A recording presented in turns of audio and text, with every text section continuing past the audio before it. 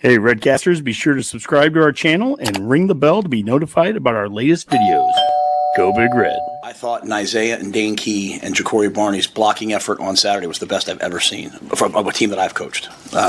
Even Ron Brown, who, you can't. He's gonna say, yeah, but in 1997 we did this, right? Like he's earned. And I'm not saying in a bad way. He's always going to have a high standard. Even he was like, hey, there was 32 plays of dominant physical contact by our receivers, and so Ron's like the ultimate truth teller on our staff. Welcome to the Go Big Redcast, the Husker Fan Sports Show.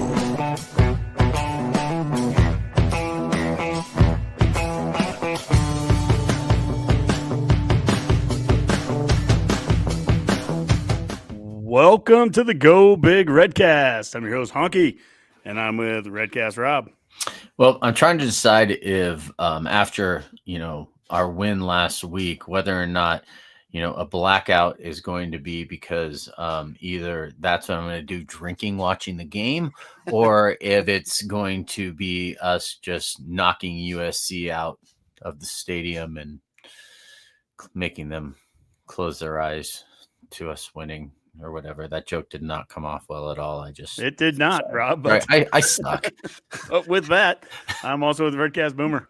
Well, just glad to see Honky back on the show after last week's small hiatus. We've been working deep to get his contract extension signed, so just waiting for the right time to announce that. So we'll see after this podcast. Maybe if we get a good win this week, we'll have some numbers for everyone.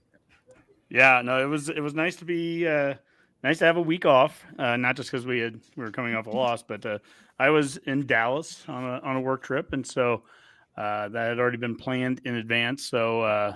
But, I listened to you guys later, and it was you went on without me there, and I appreciate that. Dave was on as part of that.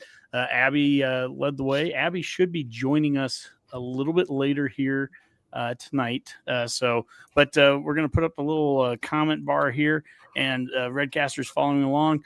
Comment, be a part of the show here. We always appreciate that, and we're going to do our best here to prep for USC and talk about the Northwestern game last week as well. Something that we did a couple weeks ago, and I kind of want to bring it back, is a little what did we learn segment here in the last week. Boomer, I'll start with you. There's a lot that went on in college football, not just Nebraska and Northwestern, but there's national things that were on the radar. What were some things you learned in the past week?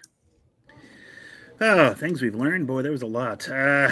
First off, I have no idea who's actually good this season. Everything is just kind of there. You can find a flaw with any team out there. Even your top-ranked teams, your Ohio States, your Indianas. I guess you can make the argument, as all the SEC homers do, who have they played type thing.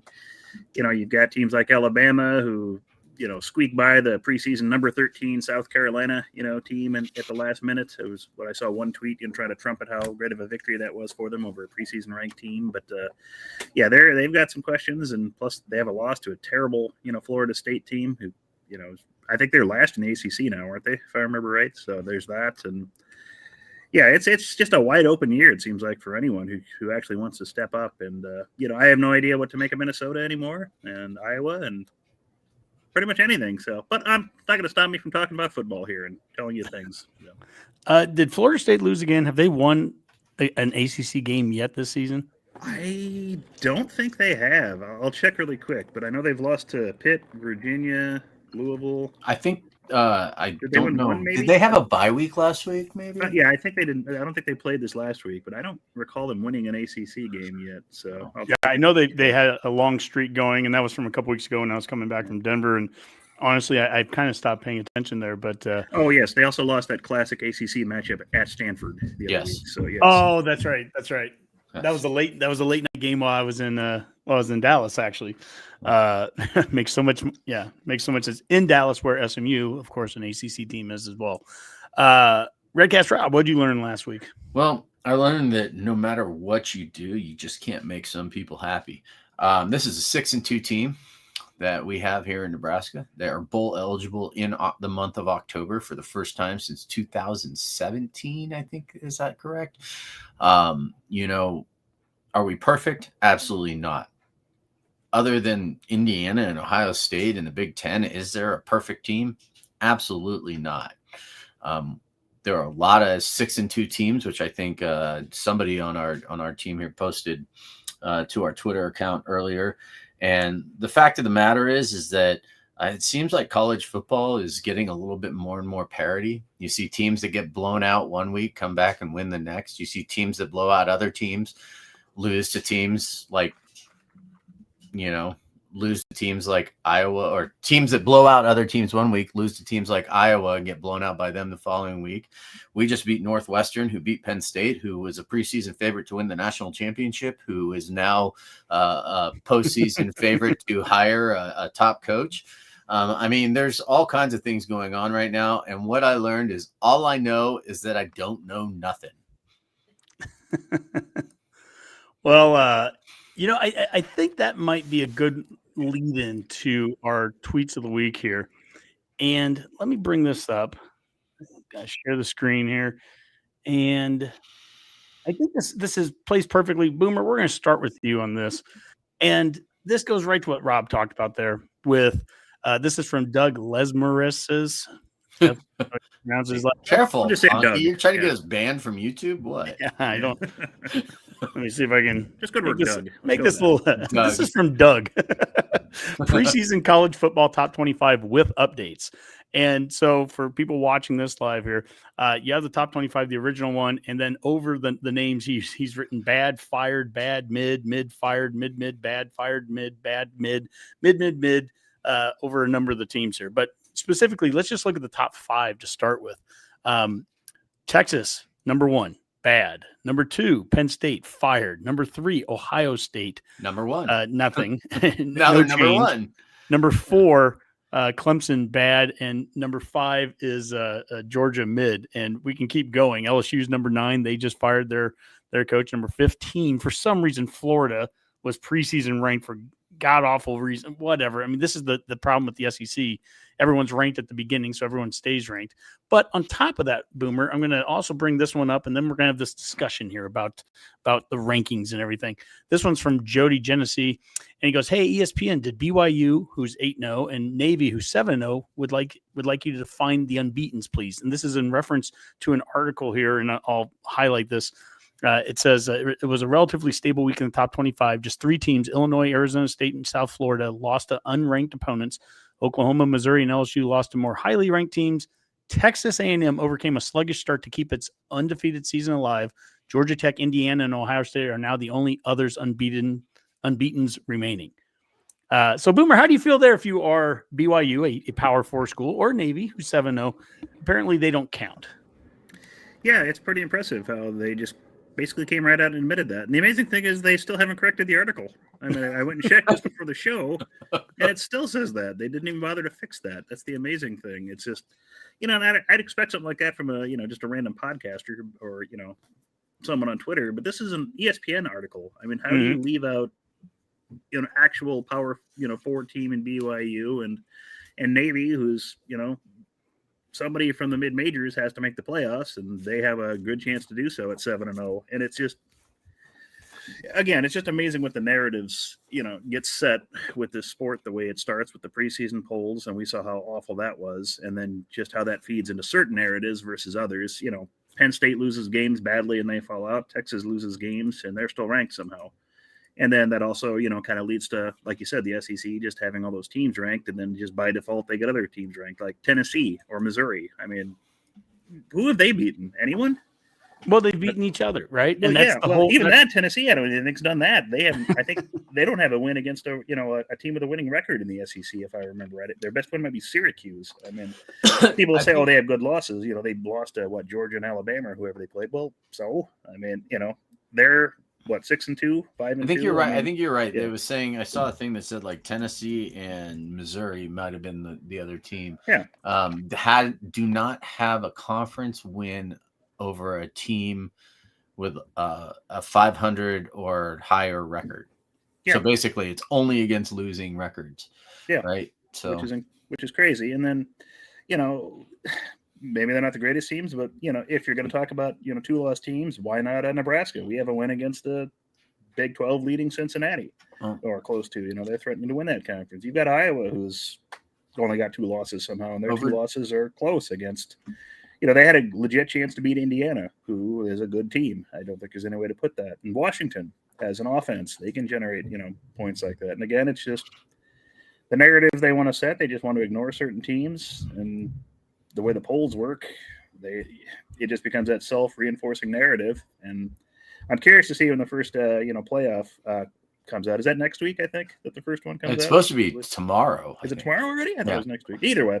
But yeah, that'll be interesting to see. And again, that'll set the narrative going forward too, because everyone will be able to say, oh, well, we're beating other playoff contenders, or, these teams are not playoff contenders. So, well, Boomer, this quote though from ESPN, it lays a lot of light into things. Because when you talk about BYU, I guess I can talk, I can live with the Navy comment because they're mid-major, right?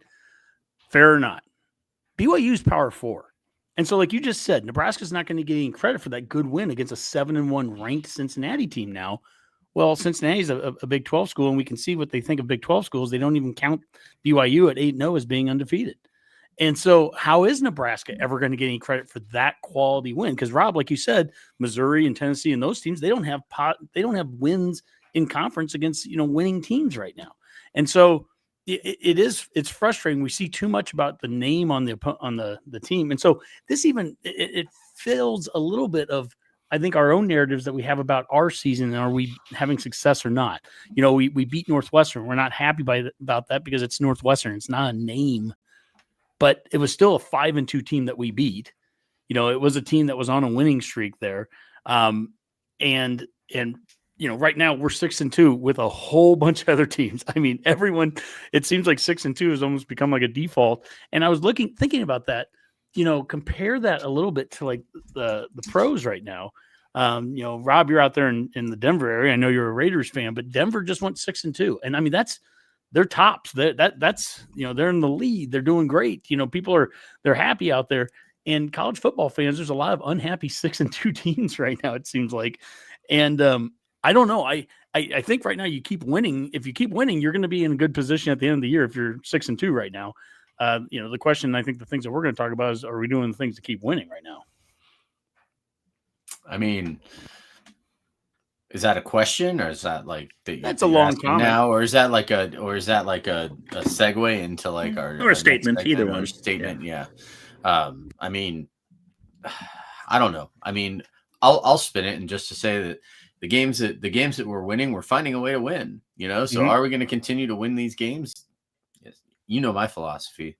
We're always going to win every game until we don't. So I mean, that's God forbid I'm an eternal optimist, but somebody around here has to be, because the fact of the matter is that we may be. I think we become so pessimistic as Husker fans throughout the last 8-9 seasons that no matter what we try to do, no matter how much we're winning, we just always seem to look at the negative aspects, even in a win, right? I think you sent us that video that Corn Nation did, right? John over at Corn Nation did about like we're 6-2. I'm going to be positive about this right now, and he did this whole long thing because he's been the eternal, pessimist. But the fact of the matter is that, man, there's so many things out there to be happy about. Like, are there things we need to fix? Yeah, I'd rather fix them while we're winning than try and, fix them while we're losing, because that just like beats you up. There's something about like knowing like, okay, this has to get better, but at least like we won the game. I mean, because that's really where it's at. I've said it before. I've said it again. I think it's like, Dave loves saying it, it's not easy to win in the Big Ten, right? It's just not. It doesn't matter if our games are, 1-score games with, an over under 40, or if it's, us beating Hydrox NU 28-21. I mean, you go back and look at that game. I rewatched it. And I'm sitting here looking at it and I'm going like, my Lord, like this could have been a completely different game with 3 terrible calls going the other way, or just not even being called at all. Right. Like by classic Big Ten ref behavior. Even on that big run that they had, I mean, you could theoretically say that the guy on the outside that probably should have been out there and taking it wide for containment, he was being held. Like his jersey was literally in the fist of a Northwestern player as a Northwestern player was running by, and he's trying to get away, but he can't. I mean, so there's so many things that you could go back and say, okay, if some of these things get called differently at these points in the game, is it going to be a 28-21 game, or are we going to win that game 35-14? You know what I mean? Yeah, It's we've had a number of games this year where we've gotten up double digits on teams and we've allowed them to get back into it. Yeah. I mean, I've heard that the whole thing, it's not easy to win the Big Ten. It's not easy, you're going to win 28-21 games because it's the Big Ten. And I get that. But Boomer, I also see Iowa beating Minnesota 41-3. I also see, Indiana blowing out teams. I also see Ohio State blowing out teams. Oregon's blown out teams. It is possible for teams to blow out teams in the Big Ten too. We've been blown out. So, I sometimes this gets into a little bit of discussion. I know Abby's going to be joining us, and this is kind of part of what our email chain, our text chain was about, kind of on Sunday and stuff. But I mean, there's narratives, and then there are things where, do we create excuses for things, or we just try to make things make sense? I mean, I think we're 6-2 and we've earned that. And I love the fact that we're 6-2. I love the record, but those warts that we see, the issues, Boomer, I mean, do you look at us? Are we a good team? Are we improved from last year? What's your take when you see where we're at right now? Yeah, again, it just depends on, I think, what perspective you want to take and kind of where you're standing and what you're viewing. We're 6-2 earlier than we have been in a long time. So that's, if you look at it that way, that is a plus. Regardless of who we played, what the schedule is, all that. So we're 6-2. We've got a bowl locked up. That's nice to have that off our chest. Are we better than we were last year? Records can be somewhat deceiving depending on who you've played. Sometimes things just bounce your way in games, things that you don't necessarily have control over, but go your way.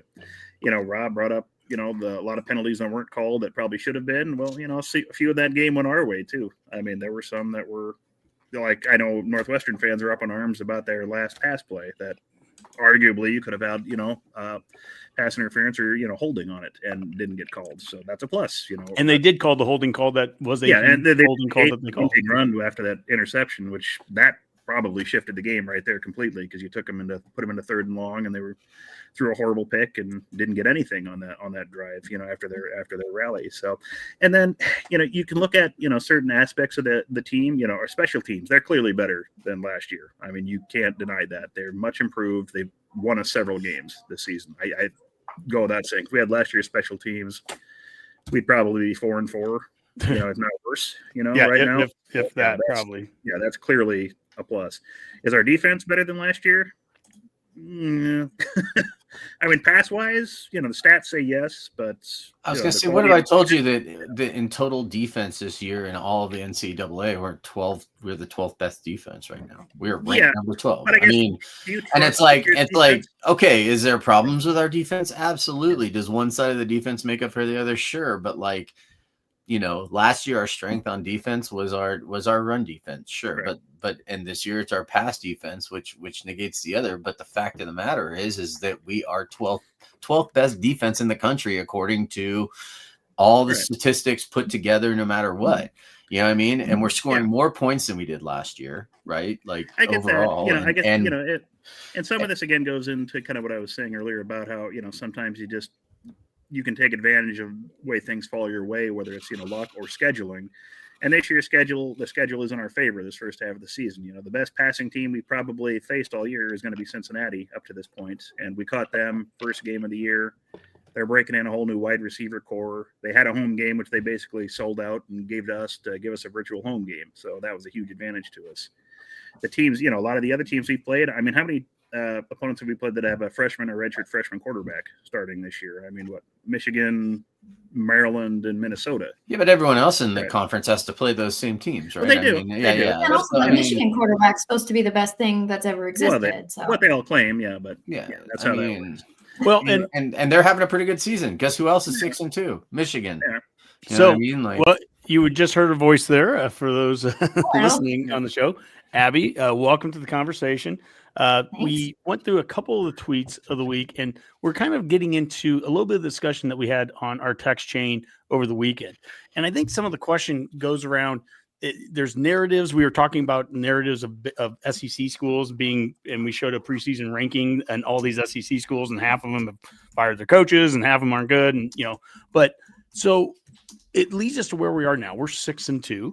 I asked Boomer, are we better than we were last year? We're 6-2. The record is very good in terms of we have gotten to bowl eligibility before the end of October. We should always celebrate that as fans, no matter what. That's a celebratory point.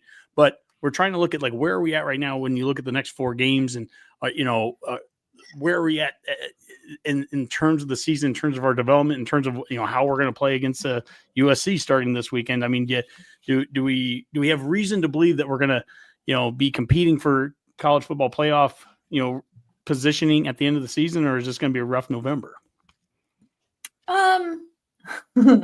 I think we are a better team. I think there are things that this team does better than the teams have done in the past. And I think a lot of it, we throw Minnesota out because I think I think we can throw them out in this conversation. I think mentally this team is in a better place. I think this team believes they can win, which I think is huge. I don't know that belief was always there all season last year. And so I think it's there. I think you've seen them continue to fight back this year with notable exception.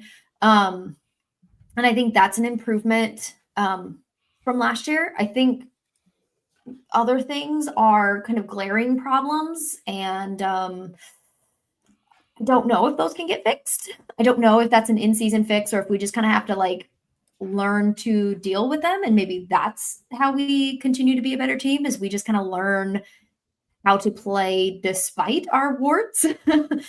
Maybe. I think the next 4 games are going to show us that part. I think we've seen, like Bill said in that message, we've shown resiliency, we've shown some toughness, we've shown some maturity and growth in that aspect as a team. And I think this is the next part of that growth, to see if it's there, is these next 4 games. Is you've got, on paper, 2 games we could win, 2 games that probably will give us some trouble, but realistically all 4 could give us trouble, and we could win all 4. It's a different last 4 games, I think, than maybe we thought coming into the season of how this was going to go. So I think if we want to see if there's a mentality growth, it's that. It's going to be in these last 4. They're going to be tough. We're going to white knuckle our way through the rest of this season. None of these games are going to be easy. That's a fair way of saying it. Some of these last 4 games aren't what we thought they were going to be at one point in the year. And it's amazing how there is this ebb and flow of the season. Penn State was going to be impossible to beat until all heck broke loose there. And now, now we're going to win it, right? And UCLA, we're going to run over until they got good, but are they good? Are they not? Iowa was terrible, apparently, the first couple of weeks of the season. Their quarterback was awful, but now look at how they've developed and what he's starting to do there. USC's had their ups and downs. I mean, it is interesting. Rob, I think that Abby said something really interesting with Minnesota. It's this, I think, is where you get to there's the optimist and the realist fan. And what do you take away from that Minnesota game? That Minnesota game either spooks the living heck out of you, or that's your one game you throw it away. You just get rid of it. And does Boomer? I didn't know we were wearing black. I just came from volleyball, guys. Oh. You don't even have a black sweatshirt to put on except a That's right. one. By the way, is that what you want? We are wearing the blackout stuff. It really wasn't intentional. Sorry, Abby. No, it is blackout this weekend. But anyways, Rob, you take that Minnesota game. Yeah, there's Abby putting the black on. Rob, do you take that Minnesota game and you throw it out? Is it an anomaly? Is it a one-off, or does that game spook you? Because I think that's the thing I'm seeing from some other fans, where that game that's a spooking game. Well, all right. How do I? So, in my humble opinion, I'm going to call it a throwaway game, because the fact of the matter is we came out against Northwestern. We played at, we played 110%. Was there some mistakes? Sure. I mean, again, I went back, I rewatched the Northwestern games. There's things I love. There's things I hate. But there's also, what do you not like? What do you not like from Northwestern? What did I not like about Northwestern? I don't really love the passing scheme that we have as a team this year, right? I loved the run pass ratio, right? I think it was like 22 passes or 24 passes to 37 It was runs. 37-23 sack adjusted. Okay, see, I was right. Yeah, sack adjusted, everything like that. So I love that. What I didn't like is that when we were throwing the ball, I really didn't like it. You go back, you can watch the tape. It still feels like Dylan's missing some guys over. He's taking the harder passes sometimes. It's almost like he's trying to make an extra play when he doesn't need to. Like there was a first down where Lindenmeyer is running wide open towards the sideline. Instead, he kind of throws it over the top of Lindenmeyer, over the top of one defender. And I think it was like Hunter or Key that caught the ball, right? And it was a really tough catch, and he got laid out right after he caught it. And meanwhile, Lindenmeyer pretty much was running behind a receiver or a cornerback for Northwestern that wasn't even looking in his direction, that if he caught it, may have gone up the sideline and got just as much yardage, if not more, than the receiver who caught the ball and was down for the first down right afterwards, right?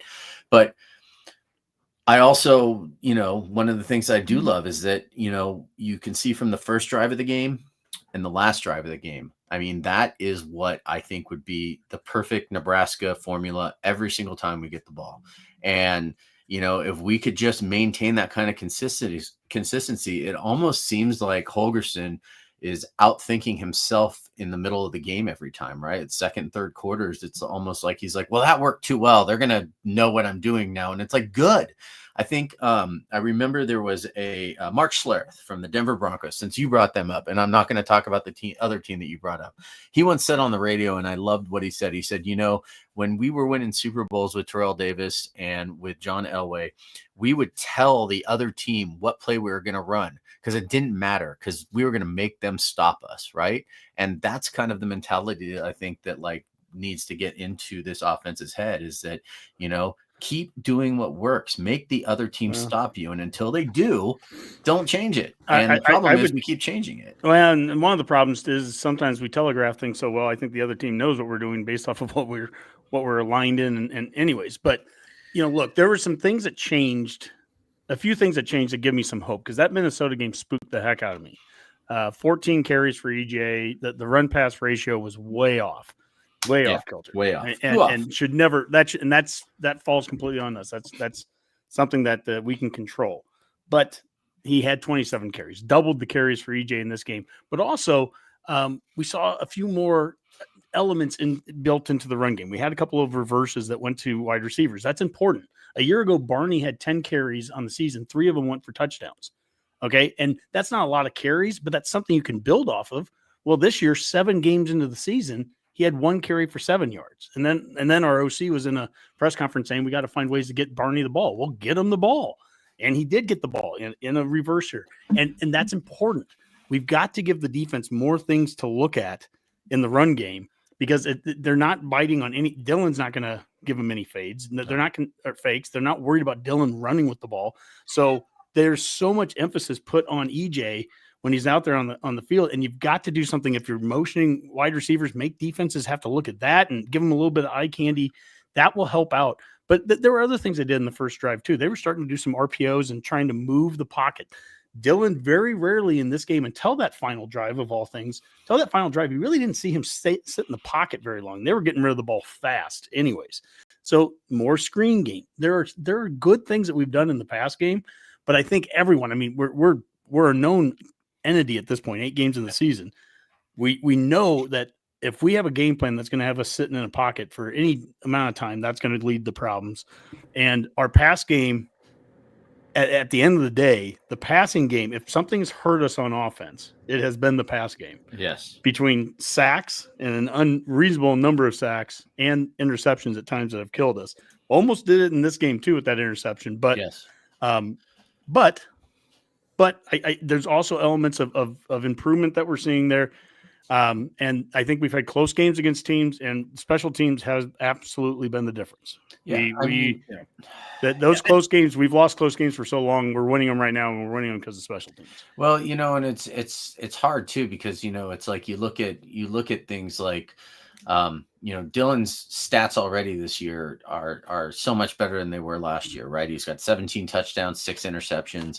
He's got almost 2,000 yards passing. But the one thing that really kind of caught my eye the most in some of these stats was you've got guys like like Emmett Johnson, right, who is 8th in the country overall in rush attempts, right, at 148. Well, we give him the ball 10 more times in that game, he's like 3rd or 4th in the nation in rushing attempts. He's only, like, as far as rushing yards go, he's 5th in the country, right? You give him the ball a few more times, he'd actually be 2nd in the country, or 3rd in the country right now.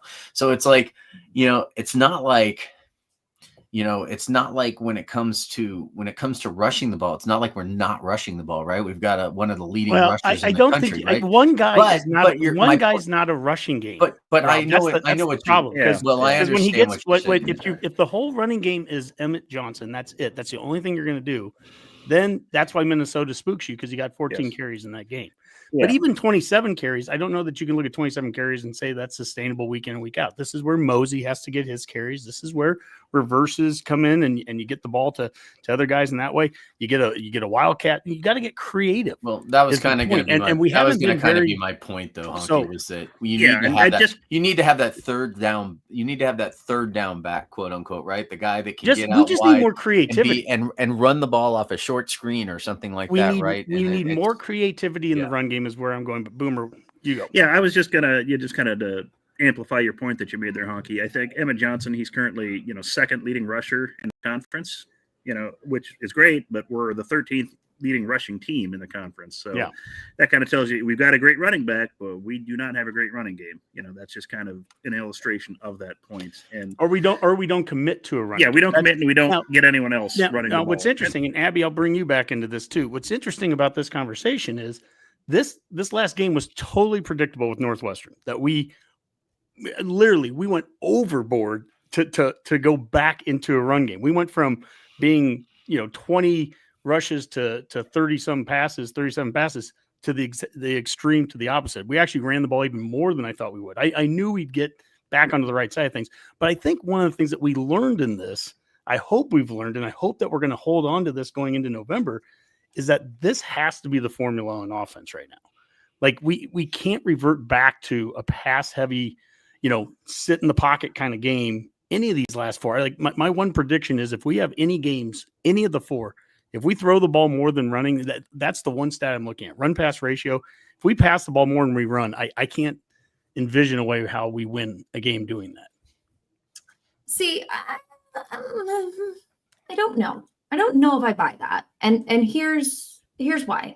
I think I'm okay with throwing the ball more.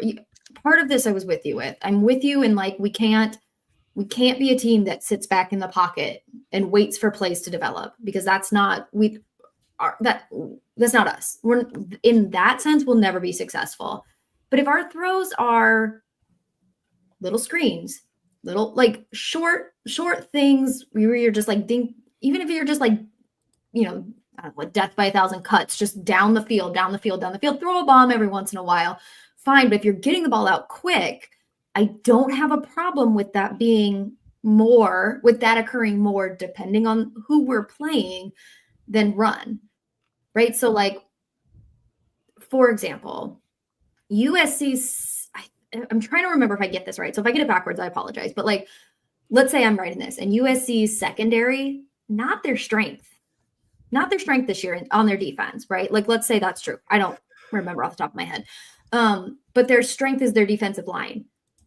Okay, so if that's the case, then do we try to exploit what we can in that sense? And does that mean throwing the ball a little bit, 5, 6, 7 yard passes, things like that, if our line can't block to open holes for a run, right? Like, let's say when we play Iowa, and Iowa has a really great run defense, is our goal going to be to run the ball at Iowa against a defense that we're going to struggle with? Or do we take what the defense gives us while not completely, I'm with you, we can't completely abandon the run. It has to be, I don't think it has to be like exactly even, but I think it has to be more balanced than we maybe have seen in the past when we maybe fear might happen.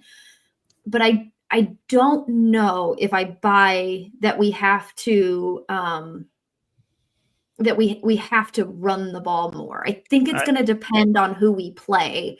But I get what you're saying. I don't know if I'm 100% in that camp, or if we we know running the ball works. And if we run the ball and it works, keep running the ball. That's my thing. If There's you run so the ball many and it things- doesn't work, then okay, maybe try something else. There's so many things. So this gets into a very nuanced conversation of we need to have a more dynamic running game. We need to do more things out of the running game than just stand in a shotgun and hand the ball off to the guy next to the quarterback when everyone knows the quarterback's never going to fake, never going to run with it. So it starts with that, but it starts with also the benefits of what a run game does. You control the clock better, and it really requires sticking to it. A 3-yard run is a successful run.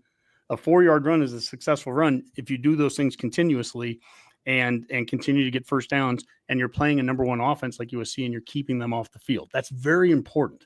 And what's happened is in this pass game has been a killer for drives with sacks that have taken drive. We'll be running the ball down the field on a team 2 or 3 plays in a row, and then we get this one sack. Like, we have to be so disciplined in our pass game right now and how he calls it. So to your point about getting rid of the ball quickly, I think it was 2.2 seconds a play is how long it took the quarterback to get rid of the ball this last week. That's how fast, and that is in direct conflict with how he called a game against Minnesota. Like, that's what I'm saying. Yeah, it looked like he took, but even with that pass ratio of last week, which was about 2/3 run to 1/3 pass, with the pass plays being that quick release, that's the formula for success. We're going to play in climactic conditions in November, and we're going to play games where you've got, especially if they're going to be close games, we have got to be able to control some clock, and we have got to limit mistakes. And the mistakes have come almost exclusively out of the pass game with sacks and interceptions. Hey, you just quick interjection here. Southern California is 80th in the country in pass defense. They're allowing 228 yards per game and 12 yards per completion. So they do have a safety. I mean, I don't know if it's one or their parasite, whatever it is. They're very they're opportunistic, which is why I think, again, if you want to talk about playing smart passes, yes, but I don't. I agree. Well, we do a lot of, most of our passes are smart. I would say there's short passes that rely on. Yeah. I'm just saying, I agree that we can't be a team that sits back and lets Raiola kind of sit back in the pocket and let slow things develop. I think that's not it. That's where we get into trouble. No.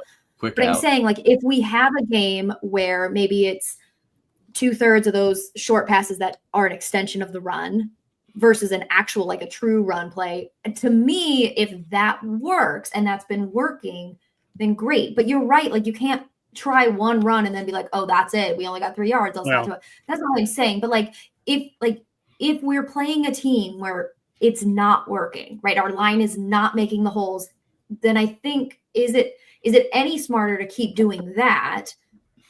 Or is it smarter to try something else? That was my only point, is like, if the defense we're playing is not going to allow us to run the ball the way we want to, and we have to kind of throw to run the ball. Yeah.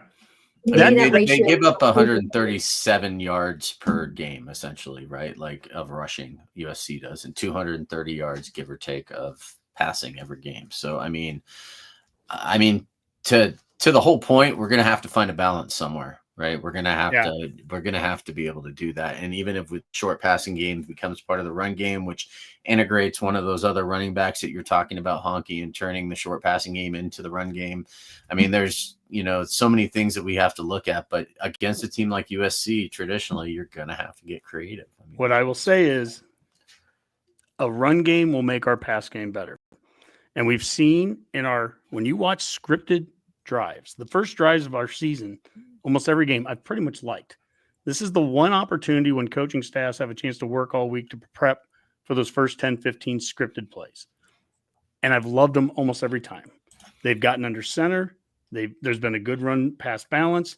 This last week, they did some RPO stuff right away with Dylan. I mean, they did some really creative stuff in those first 10 to 15 plays. And it's after that when we start to get into, this is when an OC becomes an OC after that and falls into the patterns of whatever's comfortable. And we saw it against Michigan State, where we had a great first drive that ended with a touchdown in the red zone with Harbert at quarterback, handing it off and doing a really creative play. And then 2 straight quarters of just, football, just sacks, 5 sacks in that game, and not moving the ball. And that's the stuff that we've got to continue. We've got to be Holgorsen's got to be very disciplined to stick with essentially what we're doing in those first drives. I mean, not just that kind of balance, but getting under center more and even the reverses to the wide receivers last week. Like that adds more to the offense. It gives more things for the defense to look at. I can't tell you how easy it is right now for linebackers that play us in the run game. Like we blame the O-line because they're not creating a hole, but we're not looking at the fact that linebackers are running at EJ before he even gets the ball on some of these handoffs because there's no threat of a QB going off and running it. Since that's not going to change, then you've got to give more eye candy. And that's where those reverses and receivers going in motion, that can be some of that eye candy that's necessary. But at the end of the day, this all comes back to, we're 6-2. We've found ways to win close games. The special teams are definitely, that is the difference between kickoff returns and, we've given up 1 yard on punt returns the whole season. That's incredible. Punt return, touchdowns, block punts, that we're making field goals. Every point's going to be important in November. And we've got to take every one of those field goals that we can get. We can't get down into the red zone, go for it on fourth and not get. We've got to walk away with points on these drives. I'm optimistic that we're going to be able to play some close games here. I hope that we can get over the hump against a couple of these good teams. This is a big one this week. USC is a ranked team, and we can knock off that whole haven't beat a ranked team since when? Since 2016 against Oregon. So this is a big one. I'd really love to not have to see that Brent McMurphy tweet about how long it's been since Nebraska beat a ranked team. I swear he just loves that one. Ugh. Yeah.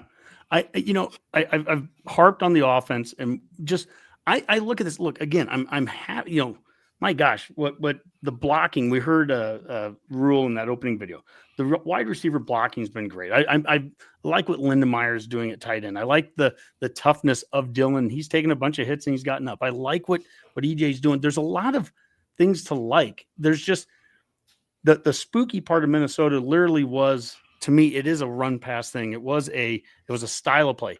Defensively, we haven't really talked about the defense, and our run defense has been problematic at times. And looking forward this next month, it'll be interesting to see how much more like 4-man front do we try to do. I think this is an area, an X's and O's kind of movement that we did a little bit more of it last week, it seemed like. But I think on first and second downs, it's going to be really important to get some beef on that field. We're not as big as we were last year, and that 3-man line was really benefited by having Nash and Ty. There's just no doubt about it. Tony White benefited for 2 seasons with that. We don't have those guys right now, and I'd like to see a little more beef up there, be a little more successful in the run D on first and second down, and earn the right to get into that 3-3-5 and third down, earn the right to get blitz and be creative. But we've got to be able to shore up the run better on first and second down. Vegas Jer had a comment here. What did he say here? Go Big Black. Is that okay to say? Yes. Yeah, it is okay to say. So we're good with that. Jer, we are all in black. It is a blackout this weekend, Memorial Stadium. USC's coming. It's going to be a night game. It's going to be NBC. This is as big of a home game as we've had since someone answered that. Michigan earlier this year. No, as big of a home game this late in the season since It's late in the season. Oh yeah, boy, November. It'll be November 1st. So when's the last time we've had a November football game that meant this much? Jeez. Against 2 teams that are 6-2 against. I don't know if last year's bowl eligibility shots. That's what I was thinking was Wisconsin. I don't know if any of them were big. It was just kind of you're just scraping on for dear life at that point. But geez. This really the winner of this game. Let's fast forward and we win this game. We're 7-2, and we're feeling that we have a little bit of momentum. And you're going out to UCLA. Here, I guess here. Let me post this tweet, or let me show this tweet here. This is the remaining part of the schedule here. We have 4 games left, and this is the Fox Big Ten Power Rankings. So on the first line, 1 through 6, it's Ohio State, Indiana, Oregon, Michigan, SC, and Iowa. The second line is Washington, Nebraska, Illinois, Northwestern, Minnesota, and Maryland. And the bottom 6, UCLA, Penn State, Rutgers, Michigan State, Wisconsin, and Purdue. And it still blows me away to see Indiana on the top line. It blows me away to see Wisconsin and Penn State on the bottom. But when you look at those teams there, in the last 4, we have 2 at home, 2 away. The 2 home games we're playing number 5 and number 6, USC and Iowa. The 2 away games we're playing 13 and 14. We're playing UCLA and Penn State.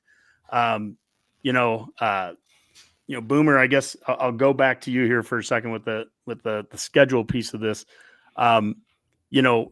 We win this weekend. We're going to be positive. We're going to take the Redcast Rob approach here. We're going to be positive. We win this. I mean, what does that do? How does that propel us into UCLA? And how big is this game this weekend? Because you win this, we're right back in playoff talk. We're ranked probably in a week, aren't we?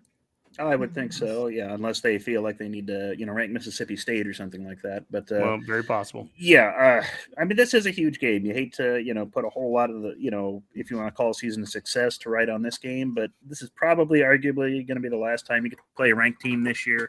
I know there's an outside shot. Iowa could be ranked, but they still have to play Oregon and USC before they play at us, USC, and Michigan State, I think. So they're going to have a tough road to hoe, and there's no way UCLA and Penn State are going to be ranked, by the time we play them. So unless you're looking at a bowl game, that'd be your last shot this year, appreciably. So, and you kind of mentioned just the layout of the schedule there. We get the tougher of the 2 games at home, on paper, and the easier ones on the road. When your schedule is kind of favorable the way it is to us this year, but with the timing of the games, the location, the coaching turmoil that some of these teams have had, you need to take advantage of it, because it's not always going to be favorable. We've complained about Big Ten schedules in the past, and next year is going to be a tougher schedule. You just on paper again, just kind of looking ahead if things kind of stay consistent. So yeah, you really need to take advantage of this opportunity, at this point in time, and against a USC team that can be beaten. They have lost a couple of games, and Lincoln Riley calls some stupid plays at times. If you watch that Notre Dame game, he kind of almost single-handedly lost that game for him with some just boneheaded play calling.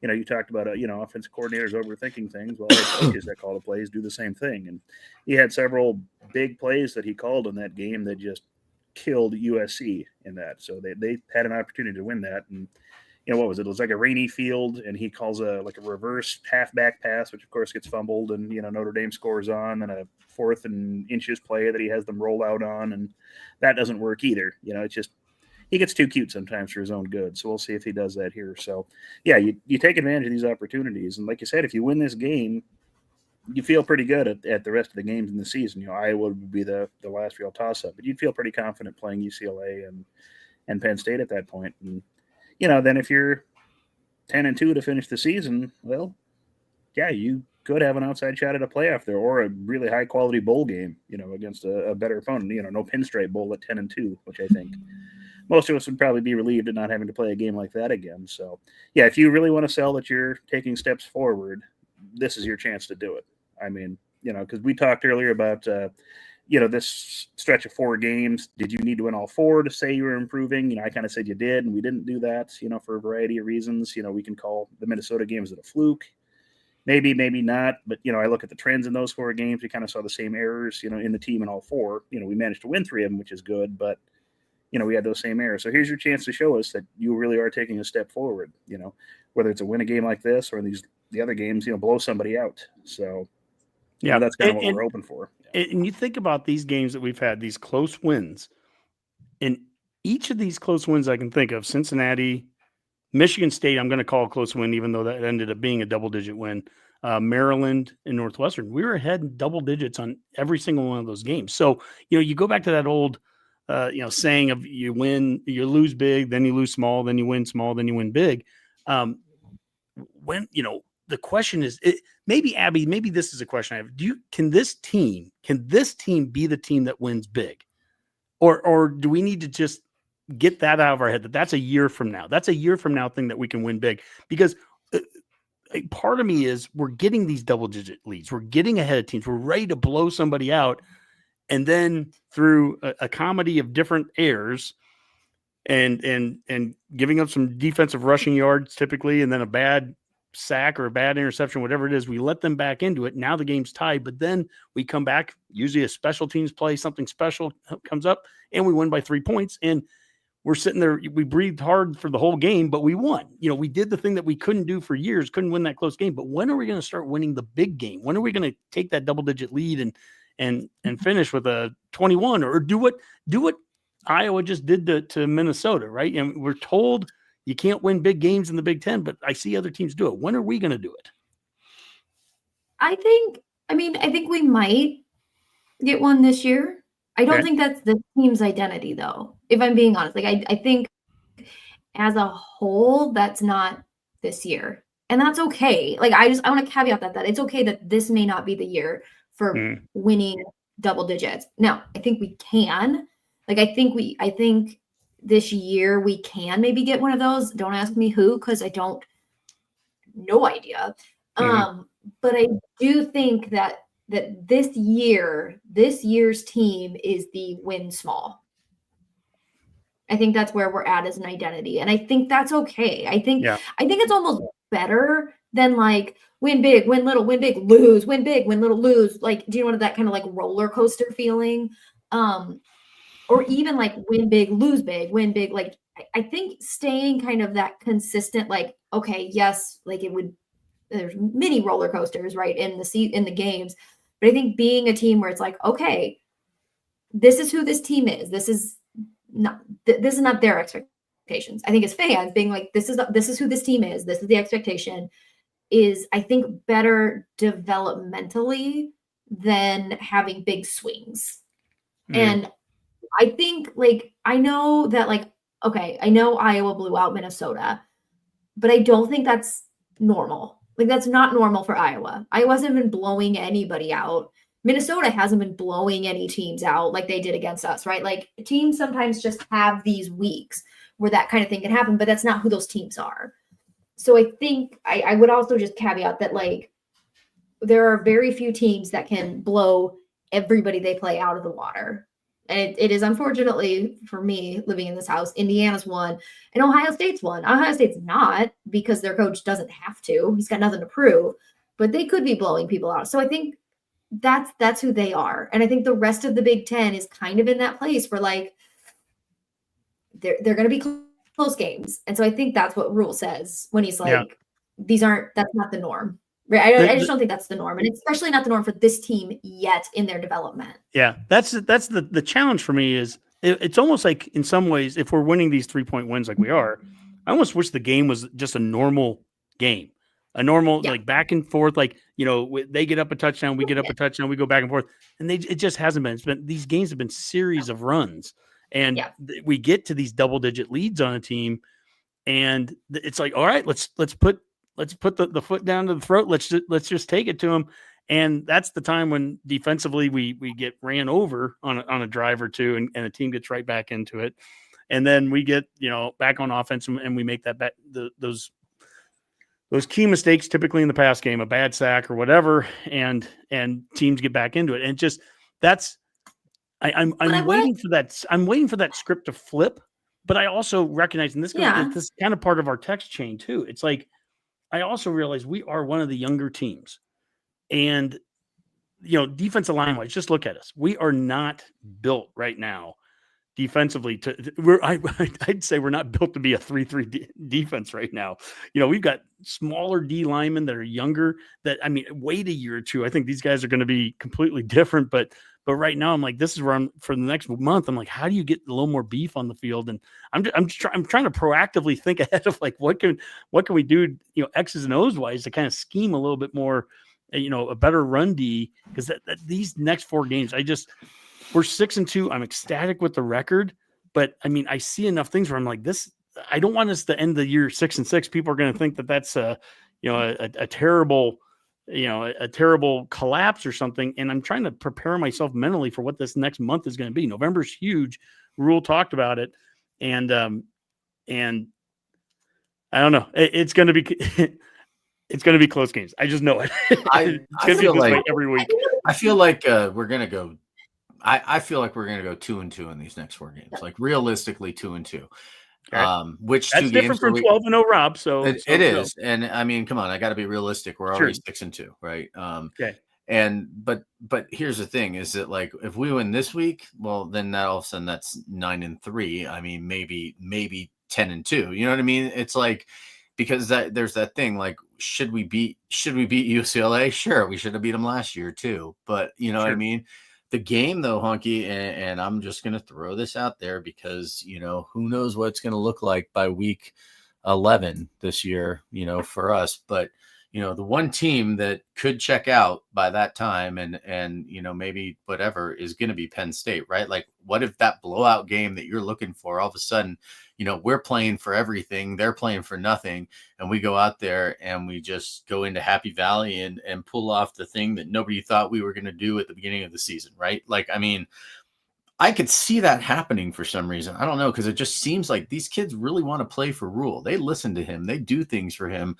Like when he points out, like, you guys did this wrong. Like, I mean, for the most part, they turned around and fixed it last week. I mean, like I said, there's so many X factors in the game, and I don't want to call them excuses because excuses are only when you lose. I want to call them reasons why they didn't win by more.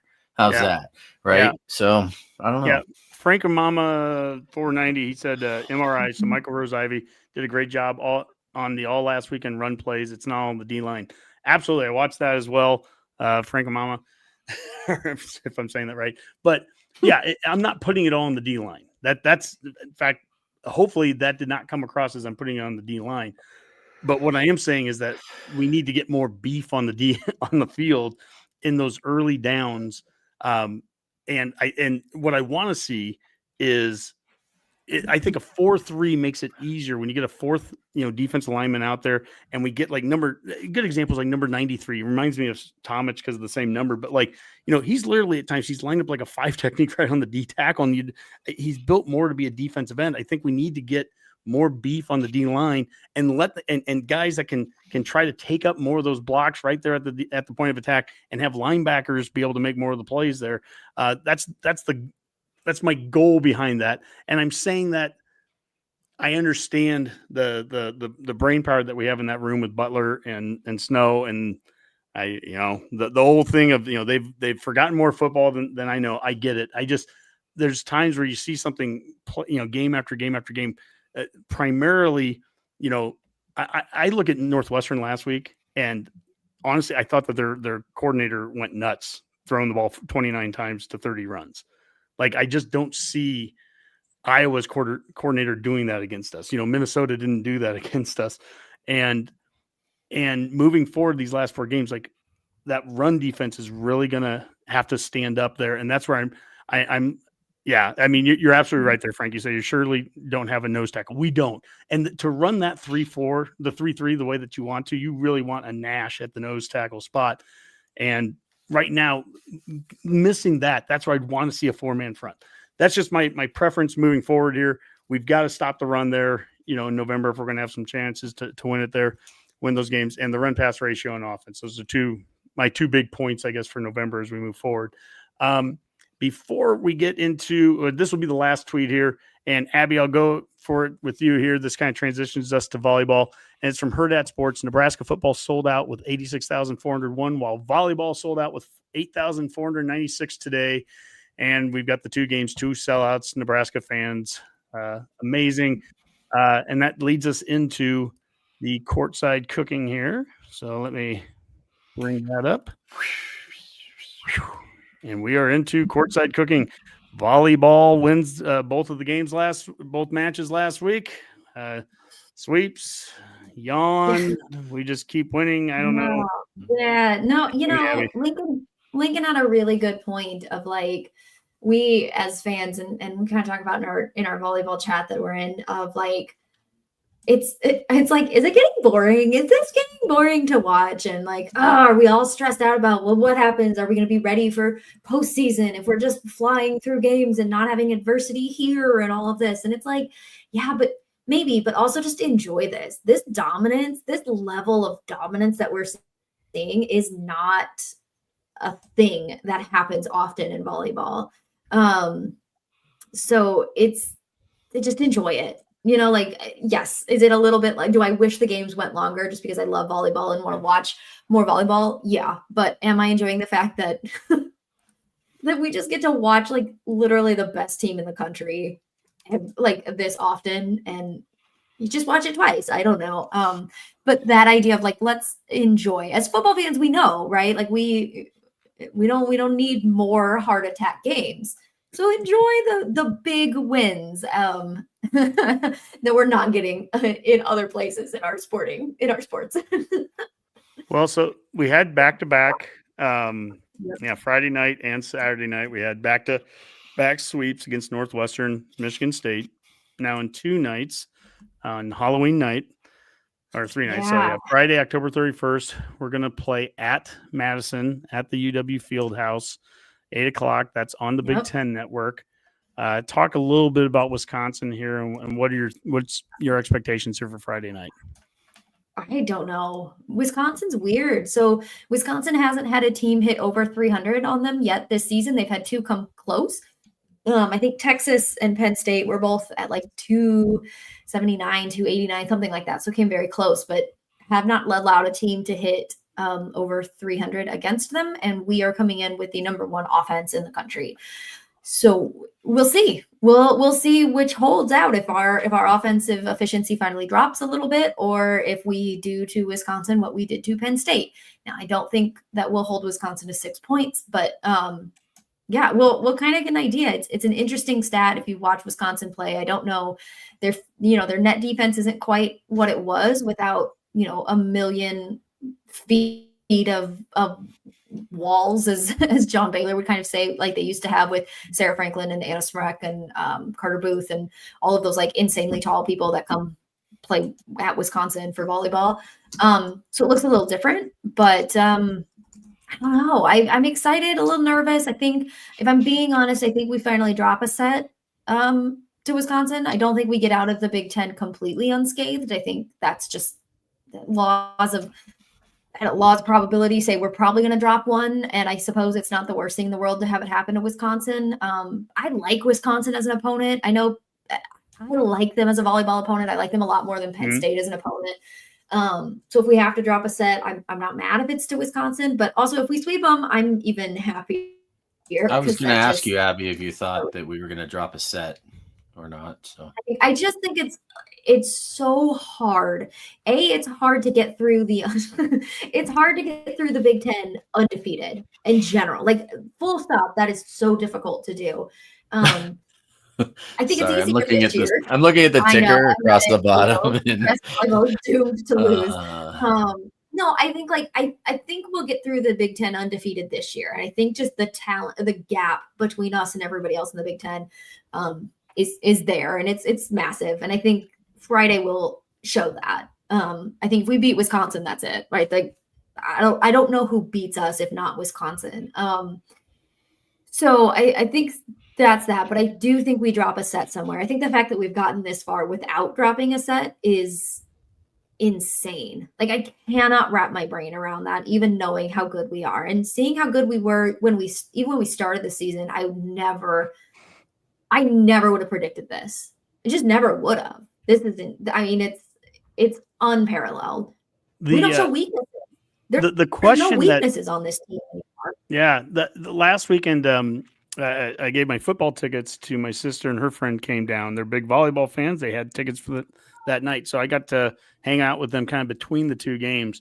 And we were driving around and we were talking about, volleyball. And the question kind of became, is it good for us to not lose a set all through the Big Ten? Like, at what point do you go from this is fun that we're dominating everyone and we're sweeping everyone and we're not getting tested into 5 sets, and then all of a sudden you're getting into the postseason. It's like there could be that one game where you need to go 5 sets, and it's like it's kind of like Boomer's always talk about on the football side when you're scheduling Houston Christians and you're blowing them out. Is that preparing you for the big games? Are we prepared? Like right now, if we had to play Texas tomorrow or something, I mean, do you feel prepared? That are we getting prepared with what the schedule we're playing, or are we just that damn dominant and there's what am I bitching about? Yeah, I think it's both things. So I think like stop it, Honky. No, I think I get it. I totally get it. No, I think that's a fair question. I think that's a really fair question. And I think the answer is like under normal circumstances, I would be with you of just like, I don't know, maybe we should lose one. Maybe like we should be ready for that to happen. But the truth is we've been through that, right? Like we had to reverse sweep Kentucky. That's so that the mental toughness that comes from having to reverse sweep as opposed to just like what we did with Creighton where it was like win, lose, win, lose, win. Those are two very different ways of getting to 5 sets and winning 5 sets. So I think having those experiences in this current season and the team being able to put other people in to change the momentum and change the way those games went, huge. That's great. I'm here for that. I think that was the right. I never wanted that to happen, but it's kind of like, it's good. So mentally they've been there. That was a good thing. I think in the long run, we'll see that's kind of a good thing that happened. I think that did give them that readiness. The other thing is like, Danny said it in a press conference, like this team that's like majority, like 5 of the 6 starters, if Terea is not starting, and 6 of the 6, if Taylor is, have experienced that feeling. I hate to use the word choke. They choked last year in the semifinals against Penn State. They choked the year before against Texas. Danny's team last year, and again, I don't want to use the word choked because I don't think it's right, but we'll keep using it for consistency. Danny's team last year choked against Penn State. Danny's team a couple years ago choked against Texas. So Danny's been there as a coach. The team, for the most part, have been there as players. That's their adversity. That's what they use to stay motivated. I think fans sometimes think like, oh no, it's all so easy. What do they think? They remember. Harbor Murray has not forgotten that Texas game. Clearly, they didn't forget the Penn State game last year. I was going to say the Penn State one. Yeah. You could see that. You could totally see that in when they played. They came out against Penn State and were just like, not happening. This is not going to happen again. We will get our revenge. That worked. The thing is I think that fire is still there from the last couple of years, from that freshman class coming in and being so good, dropping to Wisconsin, and then just the heartbreak.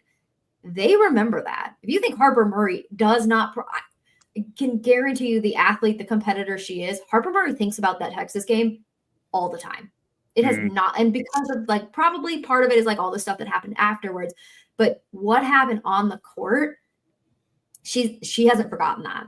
That is fueling her and everybody on that team so much. So I think that's it. I think I don't think it's a problem that we haven't dropped a set in a long time. I don't actually think that's a concern.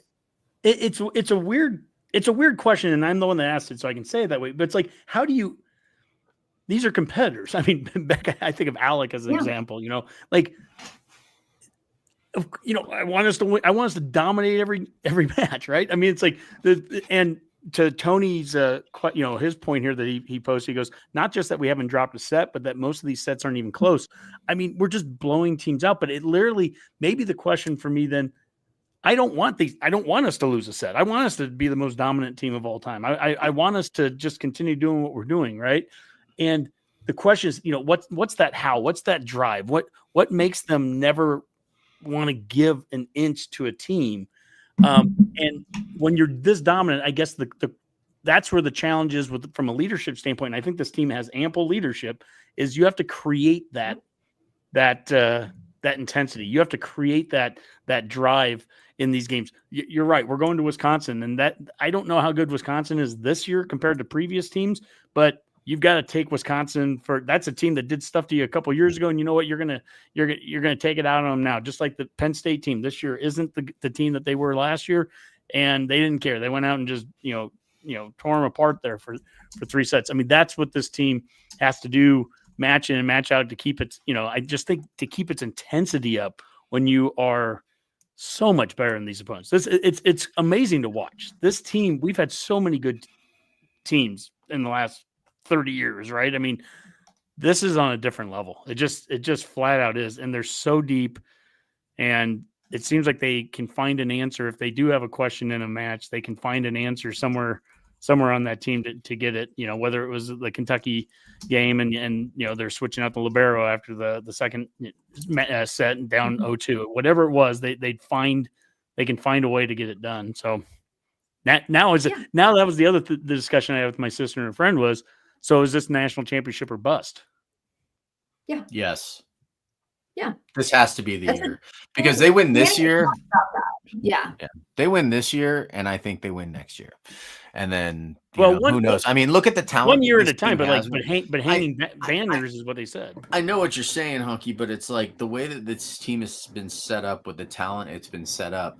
This is like, this is the type of thing. They win a national championship. I don't think we see a lot of transfers, right? And in fact, the transfers we see might be people coming in to maybe replace like the seniors, right? And like all of a sudden, like, I don't know. Do they do developmental programs in volleyball? But I mean, it's like everybody's playing right now. We've got freshmen that are playing out there, and nobody's complaining like, oh, it's too soon to be playing the freshmen because they're going to lose their eligibility, or, which don't get Abby and I started on the red shirt rule about volleyball, because we've had that discussion in the past, and we think that there should be something similar to football for that. But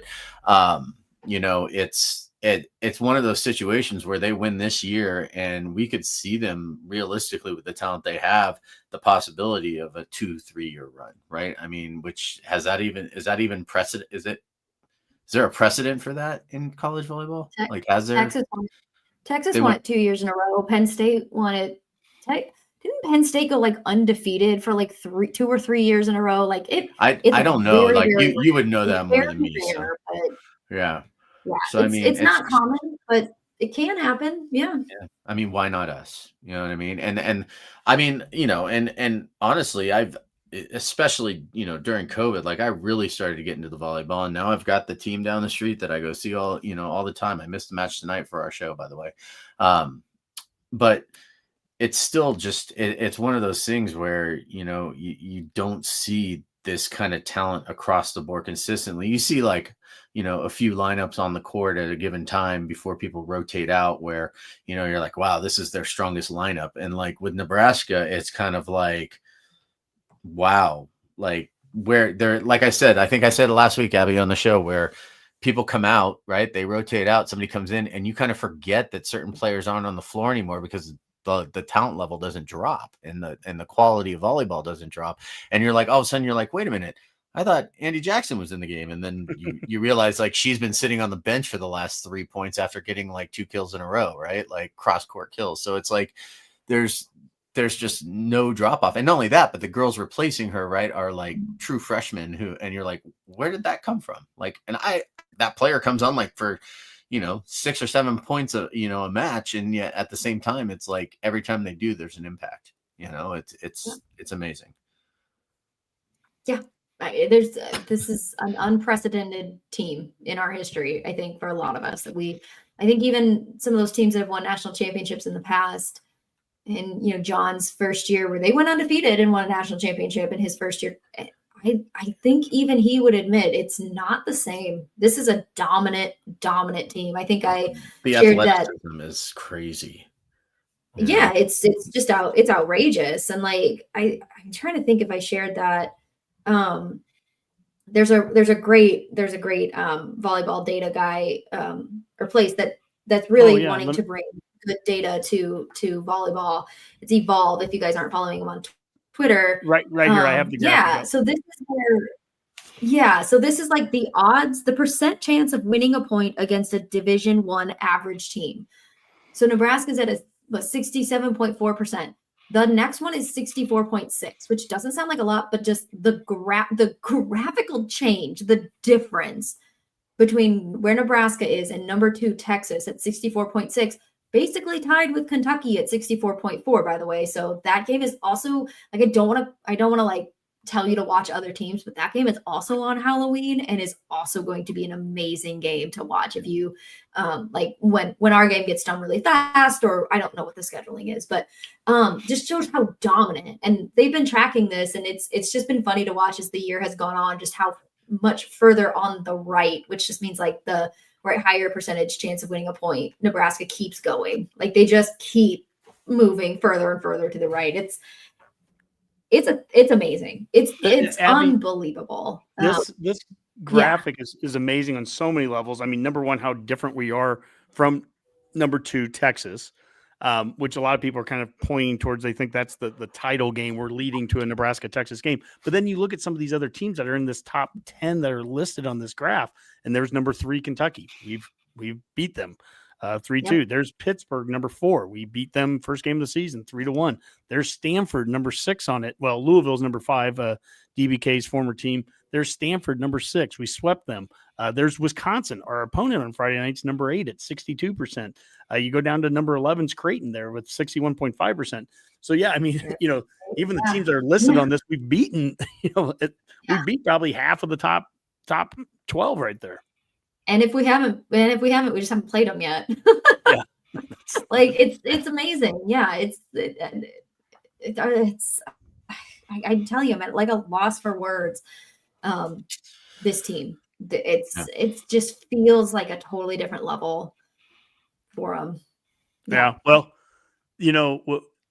with that, then, I mean, I think the domination that they're doing here, we kind of did this. We've done this a little bit in football, and I hope the football discussion earlier.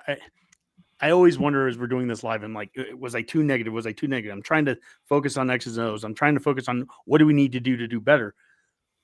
We asked you to put your cap on a couple weeks ago and talk about volleyball, and you mentioned, sometimes when there's a serve against us and we watch it go out and stuff, I'm like, we're saying get picky. Is there something that this team, as we're getting into November, is there something to worry about? Is there something that they need to improve on? Is there an area? Is there any? If you're DBK and you're in practice, like what are you trying to focus on? Rob thinks he's got something. I guess I'll go with you, Rob, and then we'll go to Abby. Okay, go, Rob. Service errors.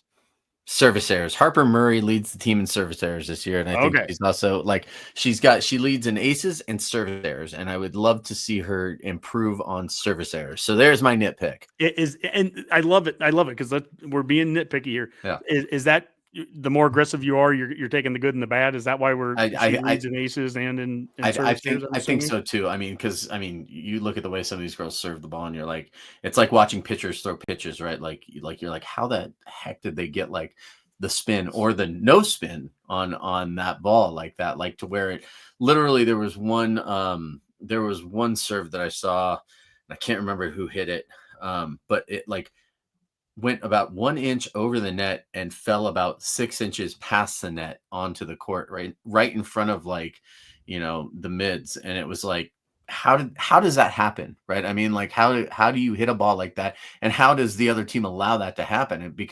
But in their brain, they're probably thinking there's no way the ball's going to drop that close to the net. And there it goes. But Harper Murray, she has a tendency to hit her service errors always seem to go out very, they're very obvious service areas, errors, right? They're not even close. Abby, you can reference that and bring your own. I don't know that I would. I don't know. So we're at 130 service errors right now. We are forcing 168 errors at the moment. Last year we had 193. We forced 392. So we aren't forcing quite as much. I know. I'm not disagreeing. I'm not disagreeing with you, Rob. I'm just saying. So like the other thing is like we're not forcing as many service errors. But who knows? That might get there. I think on the flip side of service errors, we currently are averaging like 1.18 aces per set, and last year we averaged 1.27. I would like to see our aces go up. And that's tough. It's a tough thing because you're right. You take the errors with the aces, and I'm trying to let me do the math real quick, even though it's not what I went to school for. So we have 78 aces over 130 errors. So it's about a 60% error to ace. Did I do that math right? I don't know. And then last year, I have a calculator too. Yeah, I know. I just am not reading it right. So like last year we had 155 aces. So I think. Are we on track for that? We're about halfway through the season ish. I would like to see our aces go up a little bit more in our errors. I'm with you, kind of just watch the errors, but I think in that sense, somebody we're marked averaging this down on the show where Rob and Abby kind of agree. just kind of. Yeah. We're also averaging more like errors on our receptions, and so I would like to see that get cleaned up a little bit. Yeah, more, Abby, but some of that is because people are throwing better at us. But you said something, Abby, that I think to the novice volleyball fan, which I get to claim here. You said that we're not causing enough service errors. Like, how does a team? I mean, in my mind, I think, well, that's just the other team screwing up. Like, how do you cause it? How do you? But like, what does that? What does that mean, or what do you do to cause that? That's a great question. No, I think that's a really good question, because you hear a lot about like, oh, we have to cause teams to serve this way. And it just comes from our receive. It's just serve and pass, right? It's our reception has to be better to where they have to be more aggressive or be a little like trickier with their serve. They have to try something different with their serves to try to get us out of system, to try to make us make mistakes on reception. So if we're really good on serve receive, if we're getting our ball up to Bergen, mostly good most of the time, that forces the other team to try to hit the ball harder, longer, in shorter, maybe it goes into the net lower, so it's like tickling the tape or something like that. It changes the angles, it changes the type of serve you have to try to do. You're basically forcing the team to be more aggressive, and with aggression comes errors. You hear that it is a weird the thing that, like, actually as a listener and as somebody who likes volleyball and watches a lot of volleyball, drives me insane, because it's like somebody will serve the ball out of bounds or into the net. Usually if it's out of bounds, but goes like long, you'll hear the commentators be like, well, the coaches will live with that. You're okay with that error. And it's kind of like, oh God, I hate that. What they're saying is, like, if you hit the ball out, right? If you hit the ball so hard it goes out, you're forcing the other team to decide, am I going to play it or not? That's why they say it's okay, because you're more likely to get them to like do something with it than if you hit it into the net, right? But that's what it is you're forcing them to be more aggressive. You're forcing them to be like, look, we'll take the errors, because if we serve more aggressively, we might be able to get them out of system so that they can't hit as well, right? Or get an ace from it, as opposed to like, if I just have to serve it over, because they're in general not receiving well. So that's kind of where we can force some service errors. There's also ways to like focus on certain players who are on the court and where they're positioned on the court, how they're passing maybe that day or overall in the whole season, right? So you get your serve to a certain player to force them to be the one for the initial pass, right? Like off the serve, or like, maybe you see one player and you're like, okay, well, really, if we serve them this way, and they're going to be forced to pass it basically to one of these two players, and if they have to pass it to this player, they're terrible at setting, right? Or they're not very good at setting. And then you, like Abby said, you get them out of system that way as well, right? So you're like forcing certain players on the other team to make plays that maybe they're not, I don't want to say not capable of making, but aren't used to making, right? Yeah, it's more challenging, right? And that, like, okay, well, if I don't know, if you turn it to baseball terms, right? If you throw them a curve, like in the inside curveball, as opposed to like the fastball down and away, because that they can pull or they can hit the ball opposite field, but you get them the curveball inside, they're probably going to swing over the top of it. That kind of thing is like, it's almost similar to a lot of the way that they're serving the ball on there. I'm learning a lot too from listening to John Baylor and Lauren Cook West, like, to do the radio broadcast. Even when I'm watching on TV, I'll still have the radio broadcast on the Husker Radio Network on your app, on your phone that you should be downloading. I've been listening to a lot of them because they're way more technical, than like the TV announcers, right? TV announcers right now are still in that phase of like trying to teach the layman about the game, right? And they're pointing out like the simple things that everybody's gonna eventually know. But those two on the radio, their play-by-play analysis and just the way that they talk about the game between sets and what teams what Nebraska has to do, I would say those two are the hardest on this team. Even when they're destroying other teams, they still like will do what we're doing, right? Nitpicking little things here and there, talking about what they need to improve, because they know that like there's a long goal, right? Like you've got to keep improving. You can't just be satisfied with whatever it is that you're doing. You got to keep getting better. And so personally, I've been learning a ton from them, and like listening how do you win in volleyball, I guess, is a great way to put it, you know. Mhm. Well, the Huskers play Friday night, Halloween night, at 8 o'clock against Wisconsin on the road on Big Ten Network, and then they play on Sunday at 1 p.m. again on the Big Ten Network at home against Oregon. I think we'll go. Let's see here. I think we're going to go into parting shots here. Let me bring this up. We'll go into parting shots, and part of parting shots. We're not going to do a whole segment here, but just we want to acknowledge the fact that basketball season has started. Men's basketball played BYU in an exhibition game a week ago, and BYU, I think they turned around and beat, was it North Carolina? I think they beat in an exhibition game afterwards. Nebraska won that one. It was a close one, but a victory over them. And then last night we played Midland University from Fremont. Blew them out by 40-some points, but shot like a ridiculous amount of three-pointers. Hit some, but I'm not sure what to make. It's so early, and we're talking exhibition, but I'm not sure what to make of this. Abby, you went down to Chicago and went to the Big Ten Media Days for both men's and women's basketball.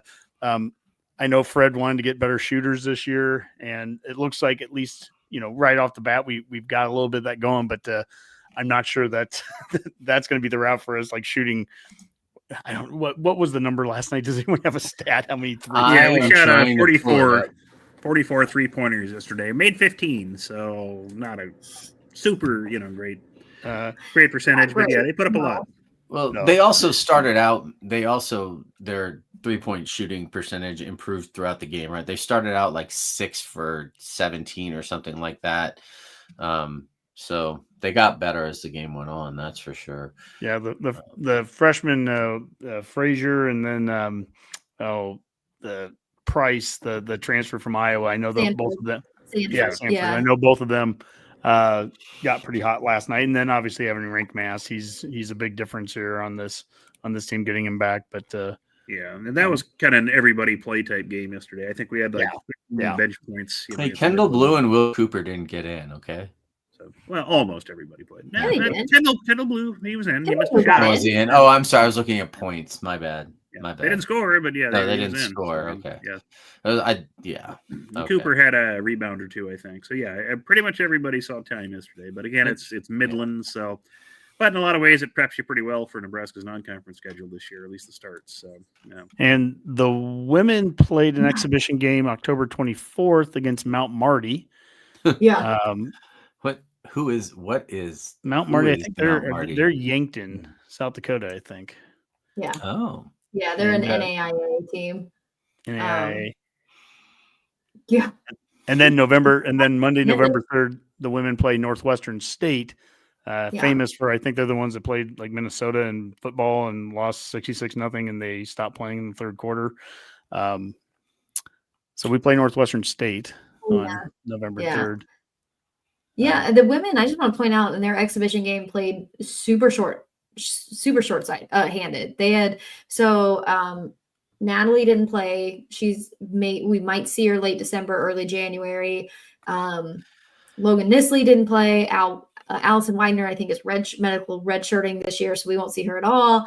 And then Eliza didn't play, and there was somebody else. So like 4 or 5 of our girls just didn't play, and we still won. I mean, I know it's an NAI team. Like, take that with a grain of salt.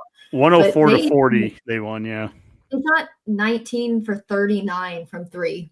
That's pretty good. That's better than the boys did. But yeah, they played very, very well, and were pretty consistent throughout throughout the whole game. So it wasn't like they didn't let up, which is, I think, a great sign, and they could have, right? They could have let their foot off the gas, but they just, and I like to see that. I like that from them, that they didn't give in. They just kept going as hard as they wanted to. Well, we'll have more basketball to talk about as we move forward. The women play Creighton November 12th, just a couple weeks away from now. Men's basketball will be heading down to the Stanford Pentagon for the November 15th Saturday game, our bye week for football. Nebraska plays Oklahoma and men's basketball on Saturday, and then the women's team plays North Dakota State the next day at Sanford Pentagon as well. So, Sioux Falls area Huskers and just Husker fans everywhere, travel up to Sioux Falls, go up there, support the Huskers. The basketball season will be really kicking in here in full stride in a couple of weeks, but at least we wanted to dot a little bit of that. We probably should have done a basketball segment for that, but we're just throwing this on to parting shots. So with that, let's start with you, Rob. Parting shots. Why do I always have to go first? My parting shot this week is going to be, we've got 4 games left in the football season. Volleyball is on a historical run. Basketball is getting ready to start. Soccer's been playing very, very well. They lost against Michigan State this weekend. But it's, if you watch the games, they're all very, very close. We're kind of in the middle of the conference there, but we'll probably make the conference tournament. And, at that, I think we did make the conference tournament. I think I can't remember. I'd have to look at the schedule again, but there's a lot of exciting things going on in Husker sports right now. This USC game has an opportunity to be just as loud and just as energetic as the game against Colorado last year, if you as Husker fans make it that way. One of the things that I think Fight Can Write, David Fight, I think he posted something showing that there is a similarity in the other Blackout games where not everybody showed up wearing black. Well, this one seems to be promoted really, really well. And hopefully everybody, Husker fans, show up for this one. I can't imagine what the halftime show and the fourth quarter show is going to look like with this. Keep that energy up the whole game, make USC regret ever showing up off that bus, and go Big Red. All right. Abby. Oh, what a follow.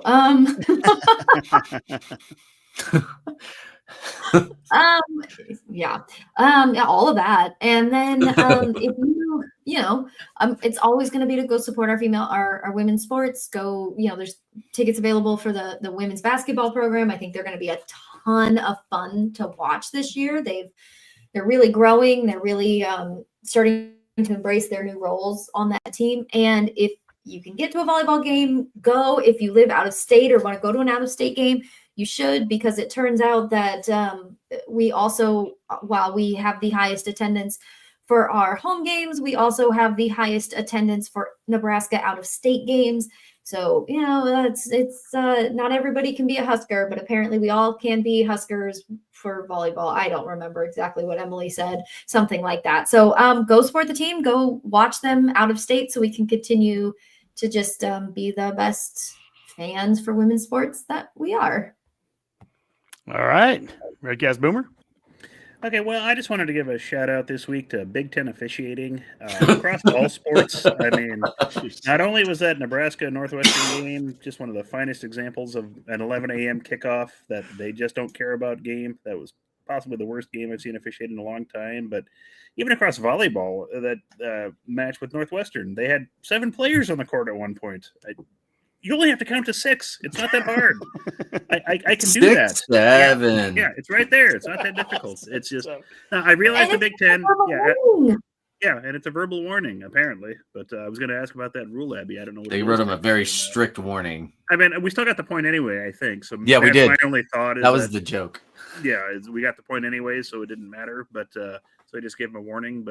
And I realize the Big Ten as a conference struggles for funding and money, so maybe that private equity deal does need to come through so they can afford some slightly better referees. But just in the future, maybe pay a little more attention. In a little more seriousness. You see things like when the ACC plays games on TV, how they tap into the replay booth and let fans hear what's going on in there. Yeah. Something like that would be fun. It's nice to hear what they talk about. A little transparency. Yes. Well, yeah, but for Big Ten officials, they don't want people hearing duh. Well, that's probably right. Yeah, you hear them just munching away on a can of Pringles and going to the restroom during the replays is the best I can figure. Is this thing still on? Yeah, exactly. But yeah, just do a little better in that Big Ten. Just for all of us, just for fans, your teams. We deserve better officiating if you're going to call yourself one of the premier conferences in sports. Mm. I think, Abby, we just figured out how to build that adversity into the rest of the volleyball season. We should allow teams to have 7 versus 6, 6, 7, and yeah, let's do that for the not postseason because that wouldn't be right, but at least the rest of November up until postseason. That could be maybe the adversity this team needs. I don't think we give up a set either way. Yeah, I appreciate the conversation we had tonight, and I appreciate all the viewers. Thank you so much. You've been growing as the show's been going on. Really appreciate that. Everyone that's been following along. I'll tell you, this is a conversation I wanted to have because it's a strange one. I feel I typically, I don't know if I'm considered positive fan or, I don't know. Some people think Kool-Aid, I don't know. I consider myself that realist with an optimistic spin. I really do. And I've caught myself at times in this season getting more and more frustrated about certain things. But yet we're 6-2, yet there's these positives. And yet, and I see times where I think we're getting pushed around, but then I think, but we're young, and this is a team that is going to look a lot different in a year or two, as well as they get old. I want to see us run the football. I want to see this big, powerful, team. And sometimes I don't see that. But yet we find ways to win. And I've got to appreciate that grittiness. And I'm sometimes I'm talking to myself here with this. And fans, it's one of the reasons I mentioned the Corn Nation video that I thought was really well that John did about, why are Husker fans so angry? And I catch myself sometimes being angry, and we're 6-2. And I'm in my head, I think of it more like it's not that we're 6-2 right now. It's what is it going to take to get to be 7-2? What is it going to take to be 8-2? Can this team be 10-2?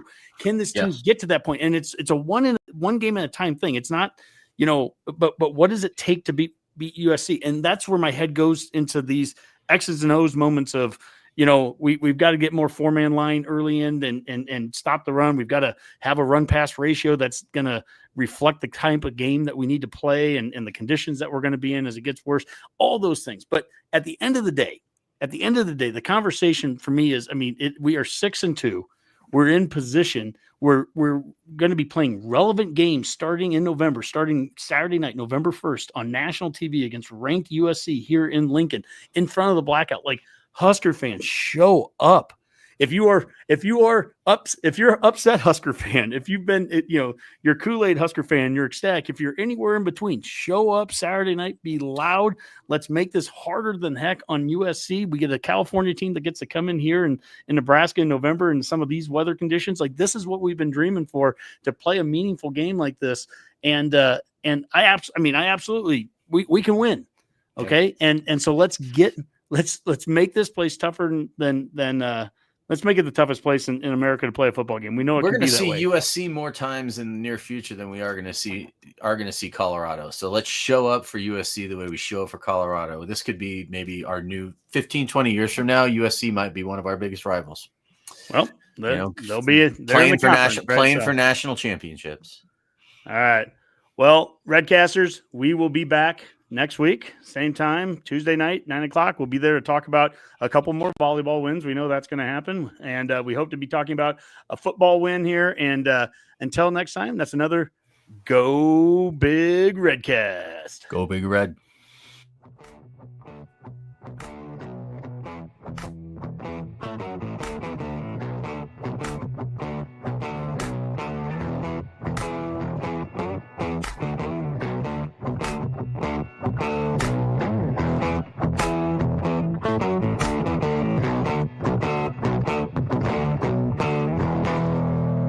A Herd at Sports Network production.